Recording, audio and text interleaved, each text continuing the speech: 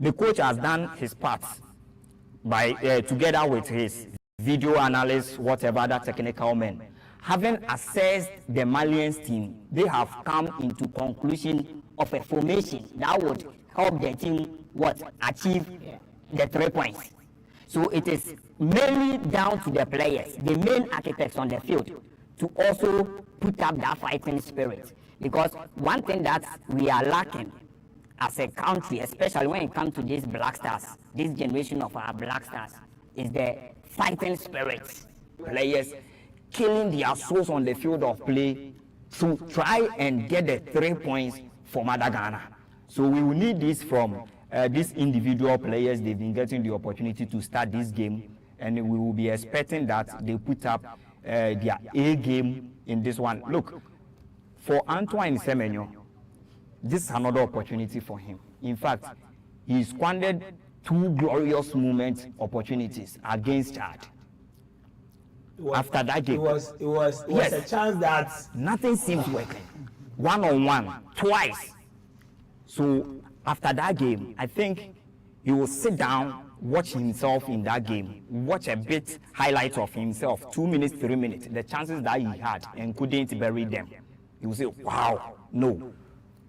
Because this is the moment Antoine Semenyo. He is currently one of our brightest spots in Europe. And the main job will also depend on our skipper, Jordan Ayew. He has been the most important player in these World Cup qualifiers. Okay, so Lawrence, I'm coming. Now, for those of you asking for the lineup of the Black Stars, now the Mali lineup is also in. So I'll be running you through the Mali lineup. But this is the Black Stars lineup on your screen. Benjamin Asare is still in post. Caleb Jirenchi is there, please. I need the lineup back on the screen. Jonas Ajete, Thomas Partey, Mohamed Salisu, Kwesi Sibo, Jordan Ayew, Antoine Semenyo, Gideon Mensah, Mohamed Kudus, and Alexander Jiku. So we are going with the back three because Ajete, Salisu, and then Jiku will be at the back for the Black Stars of Ghana. So this is our lineup. Now to the lineup of Mali, I think that he made just a change to the team that played against Comoros because Sinayoko returns to the starting lineup. Hopefully he has some tricks up his sleeve. That guys, let me take you to. So did you Ku Niakite, Lassana Fofana, Lassani Sinayoko, Kamori Dumbia, Salim Diakite, Aliu Dian.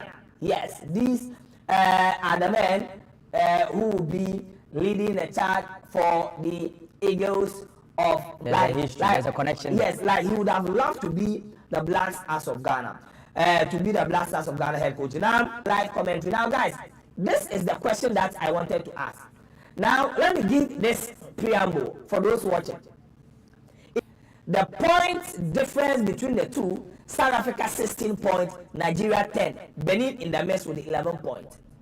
Now, South Africa's game against Lesotho, their midfielder Togo Mokoena, even though he was automatically so currently Nigeria, it gets very tricky. Test told us that as it stands now, and if there is any different information, I think that the best thing would have been to put it out because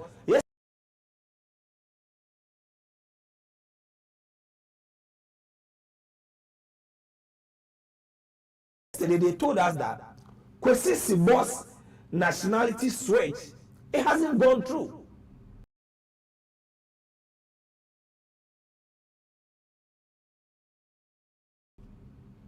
So, guys, are we setting ourselves for unnecessary drama and then court case? That's why I'm saying that a lot can happen from yesterday 5 p.m. to now.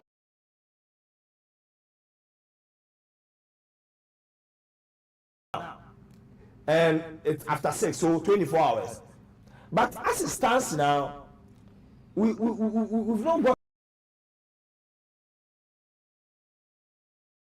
any information from the Ghana Football Association that suggests that Kwesi Sibo's nationality switch has gone through.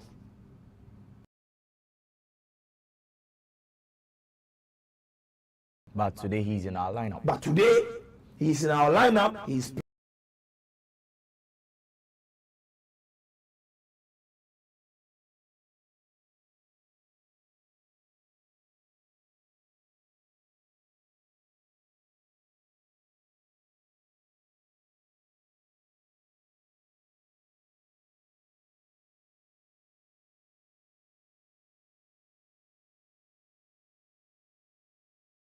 playing. That's why I gave the preamble that. But what's going on between Nigeria and South Africa?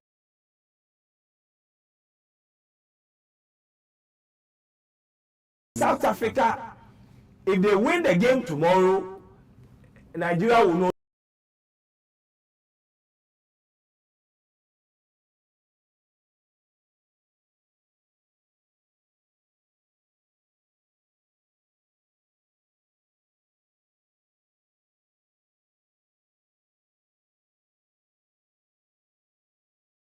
That even if they did that 3 points, will be very difficult contention to go for the World. Yes, but if they lose the game tomorrow, they are in big trouble. Let us not forget that it's the same South Africa that referee J.O. Lamptey awarded a penalty against Senegal, and then FIFA decided to overturn the scoreline. Are we setting ourselves for unnecessary drama? I think for this, let's just have patience and pardon our leaders. And these are very astute, noble men managing the affairs of our football. Kurt Edwin Simeon Okreku, who in no time ended the slot as the second vice to Patrice Motsepe, the CAF president. So, I think there has been that clear. There has been that clearance full of statue because with those. We just want to assume that they've gotten a clearance or a green light from FIFA to use him as a player. Although we've not had official contact, because you can't. You are in a desperate group. We are not safe. We are sitting on 10. Should we win, and then this issue is managing Ghana football, the Black Stars, and they've gotten the clearance to play, to hold them accountable when it comes to play time. Over 5,000 people, Ghana against the Eagles. What you are watching on your screen, you can see Kwesi Sibo, Jordan Ayew, leading the ship to the United States of America and then Canada. Yeah. Even if we end up in Mexico. There are games in there. Yes. So whatever happens, we are going. But the player Kwesi Sibo, from Salis, Baba Idrisu, what should Ghanaians expect from Kwesi Sibo? We are talking about Kwesi Sibo and his attributes. Ghanaians actually